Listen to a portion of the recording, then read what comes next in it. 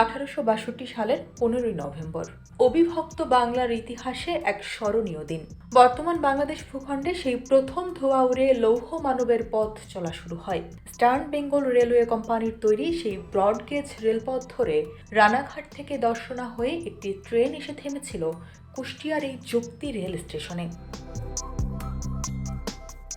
আজ 163 বছর পেরিয়ে সেই স্টেশনটি শুধু বাংলাদেশের প্রথম রেল স্টেশনই নয়, বরং এক বিশাল অবহেলিত ইতিহাসের সাক্ষী হয়ে দাঁড়িয়ে আছে।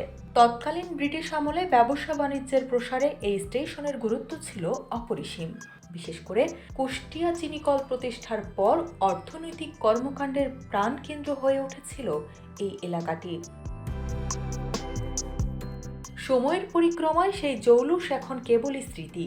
এককালে যে স্টেশন চত্বর যাত্রী আর কুলি মজুরদের হাঁকডাকে মুখরিত থাকত, সেখানে এখন শ্মশানের নীরবতা। স্টেশনটি বর্তমানে প্রায় বিলুপ্তির পথে। ব্রিটিশ স্থাপত্য শৈলীতে তৈরি দৃষ্টিনন্দন দ্বিতল ভবনটি আজ পরিত্যক্ত। দেয়ালে বড় বড় ফাটল ধরেছে, ছাদ থেকে খসে পড়ছে পলেস্তারা। নিরাপত্তার খাতিরে ভবনের উপরের তলায় যাওয়া এখন নিষিদ্ধ। জরাজীর্ণ ওয়েটিং রুম আর ক্ষয়ে যাওয়া প্ল্যাটফর্ম দেখে বোঝার উপায় নেই যে একসময় এটি ছিল এই অঞ্চলের ব্যস্ততম রেল স্টেশন।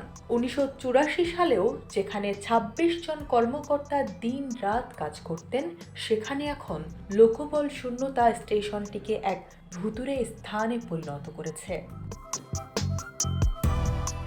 একসময় এই স্টেশনে ট্রেনের আসা যাওয়া নিয়ন্ত্রিত হতো ঈগল পাখির ডানার মতো দেখতে সিগন্যাল দিয়ে। সেই প্রাচীন টিকিট কাউন্টার কিংবা যন্ত্রাংশগুলোর আজ আর নেই কোনো অস্তিত্ব। কিছু চুরি হয়ে গেছে, আর বাকিগুলো অযত্নে পড়ে থেকে নষ্টের খাতায় নাম লিখিয়েছে। স্টেশনে এখন নেই কোনো আলোর ব্যবস্থা, নেই কোনো যাত্রীদের জন্য ন্যূনতম বাথরুম বা গোসলখানা। সন্ধ্যা নামলেই পুরো স্টেশন এলাকা অন্ধকারে ডুবে যায়। আগে যেখানে ডাবল রেল লাইন ছিল, এখন তা সংকুচিত হয়ে সিঙ্গেল লাইনে পরিণত হয়েছে। ইন্টারসিটি ট্রেনের স্টপেজ বন্ধ হয়ে যাওয়ায় এখন দিনে মাত্র দুবার লোকাল বা শাটল ট্রেনের জন্য গুটি কয়েক যাত্রী এখানে অপেক্ষা করেন। স্টেশনের বিশাল এলাকা আজ লতাপাতা আর আগাছায় ঢাকা, এমনকি প্ল্যাটফর্মের উপর বড় বড় গাছ জন্ম নিতে দেখা যায়। যুক্তি রেল স্টেশনটি হতে পারত বাংলাদেশের রেল ঐতিহ্যের এক জীবন্ত জাদুঘর বা বিশ্ব হেরিটেজের অংশ।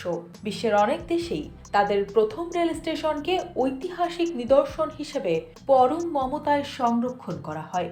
কিন্তু দুর্ভাগ্যের বিষয়, স্বাধীনতার পর দীর্ঘ সময় অতিবাহিত হলেও এই স্টেশনের ভাগ্যের চাকা ঘোরেনি। সড়ক পরিবহনের আধিপত্য আর সঠিক পরিকল্পনার অভাবে অবহেলিত রয়ে গেছে এই প্রাচীন স্থাপনাটি। আধুনিকায়নের প্রতিশ্রুতি বারবার এলেও তা শুধু কাগজে কলমেই সীমাবদ্ধ থেকেছে। বাংলাদেশের রেলওয়ের জন্ম যে মাটি থেকে, সেই যুক্তি আজ থুকে থুকে মরছে।